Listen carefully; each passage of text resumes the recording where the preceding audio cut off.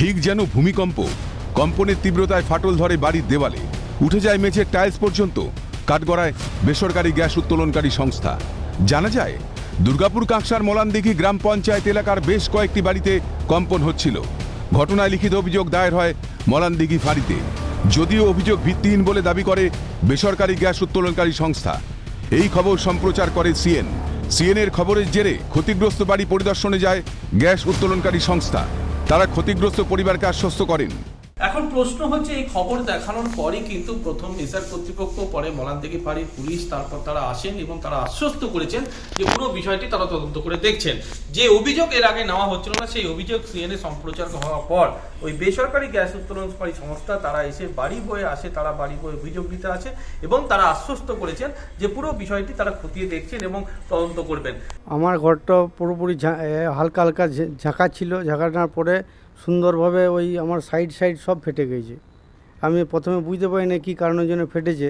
আমাকে পার্শ্ববর্তী পাড়ার লোক সব বললে যে এই কারণ হয়তো হতে পারে। আমি মিস্ত্রিদের সঙ্গে দোষ দিচ্ছিলাম, মিস্ত্রি বললেন না, এটা কোনোদিন হতে পারে না, তোমার ঘর তো আমার ঘর তো বহুত দিনের লয়, আমার ঘর এই 4-5 বছরে হলো, কিন্তু সাইড কোনা ফোনা সব ফেটে গেছে।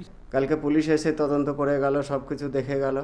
যে কি বলছে, এটা তো মানে কম্পনেই হচ্ছে না কি হচ্ছে, ওরা সেটা বলছে। আমি বলছি আপনারা দেখুন যে কম্পন হচ্ছে কি না। আচ্ছা না, এটা কম্পন হচ্ছে। আপনাদের এই ইসের খবর পড়ার পরেই সবাই মানে এরা তদন্তটা করছে। সিএনএর খবর যাওয়ার পরে, খবর টবর দেখার পরে ওনারা নড়ে বসেছে তখন, যে না এটা ভেরিফাই করতে হবে। তখন এসে দেখে যে এরম কাণ্ড, তখন ওরা নিজেরাই কাগজ চাইছে। সমস্ত অভিযোগ অস্বীকার বেসরকারি গ্যাস উত্তোলনকারী সংস্থার আধিকারিকের।